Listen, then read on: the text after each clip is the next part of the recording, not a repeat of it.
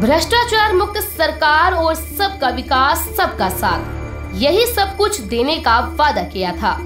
लेकिन लोगों का विकास कम हुआ, अधिकारियों का ज्यादा। विकास किसका? आपका या अधिकारियों के बैंक बैलेंस का?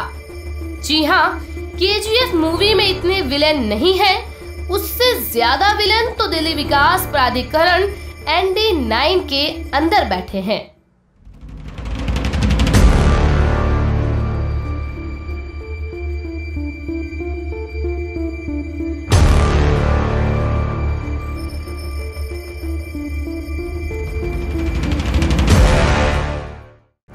एक से एक महारथी तैयार हैं आपका हक मारने के लिए, जनता के पैसे को दीमक की तरह चाटने के लिए।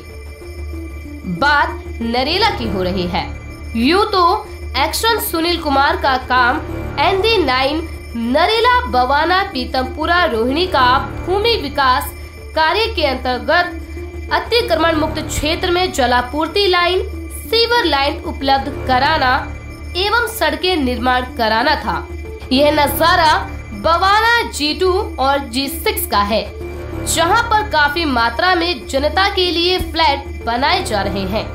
लेकिन उनके आसपास की जमीन पर एक्शन सुनील कुमार ND9 की देखरेख में रोड का काम करवाया गया। लेकिन उसमें जो मिट्टी डालनी थी वह मिट्टी ठेकेदारों को कहीं से खरीद कर डलवानी थी। लेकिन कुछ समय पहले दिल्ली विकास प्राधिकरण ने जमीन रिक्वायरमेंट की थी। अधिकारियों ने उस जमीन से काफी मात्रा में ठेकेदारों को खोदने के लिए बोल दिया और उसके बदले में एक मोटी रकम डकार गई, जिससे दिल्ली विकास प्राधिकरण को करोड़ों का नुकसान हुआ और जमीन बिना टेंडर के ही तालाब बन गए। अब इलाके के लोगों को यह डर सता रहा है कि कहीं बरसात में उनके बच्चे यहाँ नहाने के लिए जाए और कहीं डूब न जाए। ऊपर बैठे अधिकारी आंखें मूंद कर इस और कोई भी ध्यान नहीं देकर अपनी जेब खर्च में लगे हुए हैं।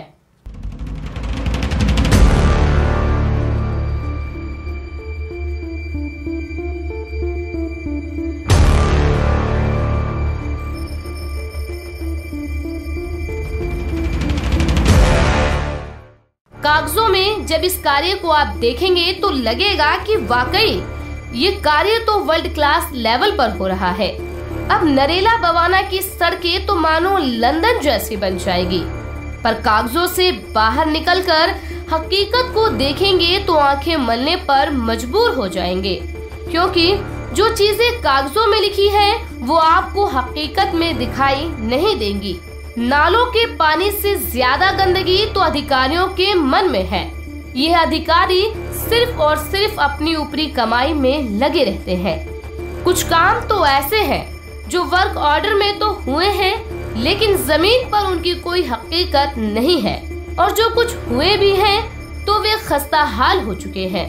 जो सड़कें कागजों में वर्ल्ड क्लास दिखाई गई हैं, उन सड़कों को आप खुली आंखों से देखेंगे तो यकीनन आपको प्रशासन के इस रवैये पर रोना आ जाएगा। ब्यूरो रिपोर्ट, आज तलक।